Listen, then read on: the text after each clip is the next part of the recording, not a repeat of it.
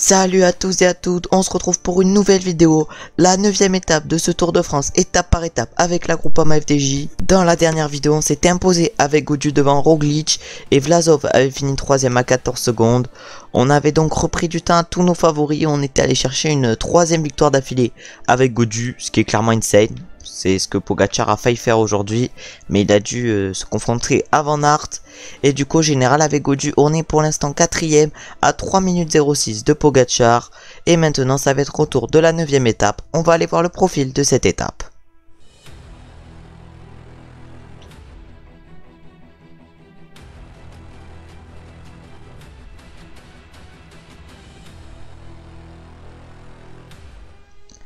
On a donc pu voir le profil de cette étape, une étape qui arrivera en haut d'une petite côte après un col de première catégorie, le pas de Mougins.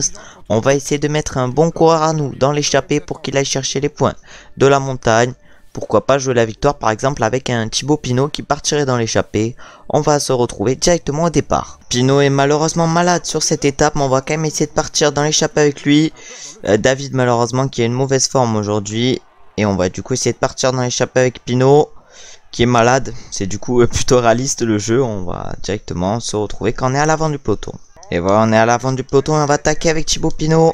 On va voir si le peloton nous laisse partir. On est combien en général avec Pinot? On est pour l'instant 23ème à 8 minutes 36.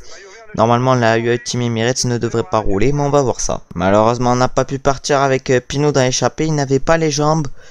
Du coup malheureusement on n'aura aucun coureur aujourd'hui dans l'échappée à moins qu'on fasse rouler nos coéquipiers. On arrive au pied du pas de Mougins avec David Gaudu. Malheureusement on est en mauvaise forme sur cette étape avec David, mais on va quand même essayer de réaliser une grosse montée. Mais là directement c'est le maillot vert qui attaque. Mais what the fuck, Wout van Aert qui accélère directement dès le pied de ce pas de Mougins. Nous avec Gaudu notre objectif ça va être de pas trop se mettre dans le rouge. Storer, on va voir s'il est aussi performant qu'en vrai et s'il arrive autant à bien protéger Gaudu, lui qui a été bien présent dans la montée vers la planche des belles filles. C'était quand? C'était vendredi. Et on a du coup Storer qui est en train de nous protéger. On a également Pinot devant nous. Mais là va falloir tout donner et pas perdre trop de temps par rapport aux autres leaders sur cette montée, parce que notre mauvaise forme pourrait nous faire du mal. Après la fin du pas de Mougins c'est plutôt en plat et plutôt plate, alors que le début est plutôt compliqué. Mais c'est surtout le milieu du col qui risque d'être compliqué. Mais là c'est la Wout van Aert, c'est surtout la Jumbo Visma qui accélère. Cette fois-ci c'est Christophe Laporte. On avait également eu Wout van Aert qui avait accéléré, Vingegaard qui va peut-être accélérer pour son leader Roglic, alors qu'en IRL c'est Vingegaard, pardon, le leader de la Jumbo Visma et non Roglic, parce que Vingegaard a quand même été très fort sur la super planche des belles filles. Et nous on n'est pas très bien placé avec Gaudu, on est qu'en 49ème position. Ça va être dur d'aller chercher une 4ème victoire consécutive, alors que derrière ça accélère, ça craque pour certains coureurs. Nous on se fait pousser un peu sur la droite de la route par Belasco. On a Rafal Majka devant nous, on a également un coureur de l'AIF. Et surtout qu'après le pas de Mougins, l'étape ne sera pas finie. Il restera encore une petite côte avec des pourcentages plutôt faibles. Du coup une petite côte plutôt plate. Là on va dire à tous nos coéquipiers de prendre le gel bleu dans cette montée. Et nous avec Gaudu on va continuer à notre rythme. Et on va essayer de perdre le moins de temps possible aujourd'hui. Et de tenir le rythme du groupe des favoris. On est pour l'instant en 63ème position. On voit pas mal de coureurs craquer devant nous. Mais il faudrait pas qu'on craque nous également. On voit également Fuglsang devant. Fuglsang qui a craqué sur la super planche des belles filles. Mais là on est dans un groupe de 85 coureurs, un peloton de 85, même de 84 maintenant. C'est toujours Wout van Aert qui emmène le rythme devant pour la Jumbo Visma. Et là on passe sous l'arche des 20 derniers kilomètres. Alors que devant c'est toujours Wout van Aert qui roule avec Kruijswijk dans la roue. Les Jumbo Visma qui ont l'air en forme pour l'instant sur cette étape. Nous on va prendre le gel bleu avec Gaudu. On va voir si le gel bleu va nous permettre de bien récupérer dans cette montée. Déjà on devrait être évidemment le coureur le plus en forme de nos équipiers. Après c'est clairement normal vu que ils sont pas en forme de ouf. Mais là on est en 62ème position dans ce peloton. Dans un peloton où on n'est plus que 75 coureurs. Et Wout van Aert qui imprime un gros tempo et qui lâche même le peloton. Et là on voit Magnus Cort devant nous, qui n'a pas le maillot à pois cette fois-ci. Alors, on a également Geoffrey Bouchard qui est bien présent pour l'instant sur le Tour de France. Alors qu'en IRL, il a eu le Covid et il n'a pas pu partir sur la 8e étape, pardon. Et là, on n'est plus que 56 dans le peloton. Un groupe de 13 coureurs qui s'est fait distancer avec notamment Kevin Genietz, notre coureur. Et là, Félix Groschartner qui craque. On a également Belasco pour la Astana. Mais là, ça craque pas mal dans ses montées. C'est le pas de Mongens qui fait des dégâts. Surtout qu'on n'est pas encore entré dans la partie la plus dure de ce col. On va bientôt y rentrer, mais on n'y est pas encore. Alors que devant, c'est Stefan Kruijswijk cette fois-ci qui roule. Fuglsang qui craque. On a également Patrick Conrad. Donc, va pas falloir craquer avec Gaudu. Nos coéquipiers qui sont encore là. Pinot qui a craqué tout à l'heure, je crois bien. Et là, ça a l'air dur. Ça a l'air dur encore dans ce col. Gianni Moscon qui craque. On a également Castroviro qui a l'air en difficulté pour la Ineos Grenadier. Surtout que c'est la Jumbo-Visma qui emmène devant. On a Dylan Van Barle encore devant nous. On est en dernière position avec Gaudu dans ce peloton. Storer qui ne peut plus nous protéger. On ne peut pas demander à notre coéquipier. Parce que Madouas va bientôt craquer. Malheureusement, on n'a plus de coéquipier dans les pentes les plus raides de ce pas de Morgens. Va donc falloir se débrouiller seul avec Gaudu. Mais pour l'instant, ça a bien marché de se débrouiller seul. On a Steven Kruijswijk maintenant qui craque. Et Wout van Aert est toujours là. Wout van Aert est toujours là à imposer le tempo pour la Jumbo-Visma. Maintenant, c'est Dylan Teuns qui craque. On a un coéquipier de Pogacar, Marc Soler également qui craque. Alors que devant, c'est Adam Yates et Daniel Martinez qui ont accéléré pour la Ineos. Ils ont été accompagnés par Nairo Quintana. Et c'est toujours la Jumbo-Visma qui emmène le rythme. Ah ouais, mais non, on se fait gêner. On se fait gêner. Et du coup, on a perdu quelques places. Alors que devant, c'est Tchej Benoît qui roule. Voilà, Castroviro, on rattrape Castroviro. On rattrape Wout van Aert également, qui est toujours bien placé au général. On rattrape Schachmann. On rattrape Henrik Mas, Lennart Kamna, Alexei Lutsenko, Tchej Benoît et ça doit être Vingord qui doit faire le tempo devant. On rattrape également Max Schachmann et Daniel Martinez. Et là, on a également Paules qu'on vient de rattraper. Et là, c'est qui? C'est Alexander Vlasov qu'on vient de rattraper. Et il y a un groupe de 10 coureurs devant nous. Malheureusement, avec Gaudu, on est dans une mauvaise forme. On s'est fait gêner tout à l'heure. Du coup, on ne réalise pas une grosse montée. Alors que devant, c'est toujours Vingord qui est en train de rouler, évidemment, pour son leader Primoz Roglic. Ah, mais nous, va falloir finir un peu plus facilement le col.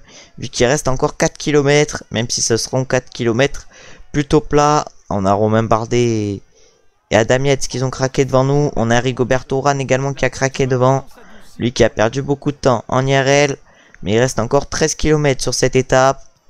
Va falloir qu'on gère pour pourquoi pas récupérer un peu dans ce replat. Même si on veut perdre le moins de temps possible sur le groupe de 6 devant. Malheureusement, on va pas pouvoir limiter la casse. Ben O'Connor qui est devant. On a également Caruso. Et Ben O'Connor, c'est pas un grand danger pour nous. Comme Vingord, ils sont à 13 minutes 58 et 9 minutes 47. Par contre, là, on va perdre, je pense, un temps fou par rapport à Roglic et Pogacar aujourd'hui. Mais là, dans ce pas de Morgens, objectif dans cette fin de pas de Morgens, évidemment, ça va être de récupérer de l'énergie pour bien finir cette étape. On va peut-être réussir à aller chercher Rigoberto Urán. Là, ça remonte un peu. On est maintenant sur du 6%. On a Adam Yates devant nous. Mais Adam Yates qui est à son rythme depuis tout à l'heure et qui tient un peu son rythme. Nous, on est tranquille avec Gaudu. On a une petite barre, pas trop mal. Mais on essaiera surtout d'attaquer la dernière montée à fond. Pour ainsi reprendre du temps aux meilleurs qui sont devant. À Vingord, Roglic, O'Connor, Pogacar, Quintana et Caruso. Quintana qui a l'air également dans une belle forme aujourd'hui. Alors que devant c'est Adam Yates qui roule. Ça veut dire que devant ça roule pas très vite vu qu'on leur reprend un tout petit peu de temps. On était à 50 secondes. On est maintenant à 49 et c'est Vingord qui passe en tête avec Roglic. Pogacar 3, O'Connor 4. Quintana est 5 et Caruso est 6. Caruso qui a l'air d'être le coureur le plus en difficulté à l'avant. Caruso qui ne réalise pas un bon Tour de France pour l'instant. On va essayer de récupérer dans cette descente. On va voir si on peut. Parce que ça a l'air d'être une descente plutôt courte, cette descente. Et magnifique premier virage déjà. Oh, le premier virage en se mettant sur l'herbe. Ah ouais, non mais la descente c'est vraiment pas mon fort. Mais notre objectif évidemment avec Gaudu ça va être de récupérer un max dans cette descente alors que Bardet est en train d'accélérer. Adam Yates qui ne l'a pas suivi, nous on va pas le suivre. Également Romain Bardet, on va essayer de récupérer un max dans cette descente. Ah, ils sont déjà allés chercher Rigoberto Urán. Pour l'instant dans cette première partie de descente. Une descente qui va être plutôt courte. Alors que la Bardet qui a l'air un peu en difficulté, j'ai l'impression, dans la roue à Adam Yates. Nous on est évidemment en train de récupérer avec David avant d'attaquer la dernière montée. Une montée plutôt courte pour ainsi la faire à fond. Alors que c'est Adam Yates qui emmène actuellement Romain Bardet. J'ai l'impression qu'ils ont bien récupéré devant. Et là la montée de 3 km 5, il va falloir la faire à fond. Et Romain Bardet qui l'attaque directement à fond. On est à 19 secondes du groupe devant, mais après c'est encore plus loin pour Alexander Vlasov ou pour Wout van Aert, le deuxième du général. Vlasov 5e qui a été également mis en difficulté dans le pas de Morgens. On verra demain si c'est l'échappée qui l'emporte ou si c'est les favoris. Mais je pense que pour l'instant, sur ce Tour de France, les favoris se sont joués les victoires les plus importantes. Est-ce que ça va continuer? Nous, on est en train de rouler avec Gaudu. Objectif, perdre le moins de temps par rapport à un Pogacar ou un Roglic. On a Romain Bardet dans notre roue, on a Ben O'Connor qui est en dernière position du groupe devant, on peut voir. Alors que c'est Vingegaard qui accélère toujours. Oh, Ben O'Connor et Damiano Caruso qui ont l'air en difficulté. Ah oui, Ben O'Connor et Damiano Caruso qui sont en difficulté. C'est Roglic qui accélère. On voit Vingegaard qui arrive à s'accrocher. Quintana en 3ème position. Oh, Vingegaard qui a l'air très en forme. Mais le plus fort, ça a l'air d'être Tadej Pogacar qui va sûrement aller s'imposer aujourd'hui à Aigle. Je crois que c'est là l'arrivée. Il reste encore moins d'1 kilomètre pour nous. On est à 34 secondes du groupe de devant.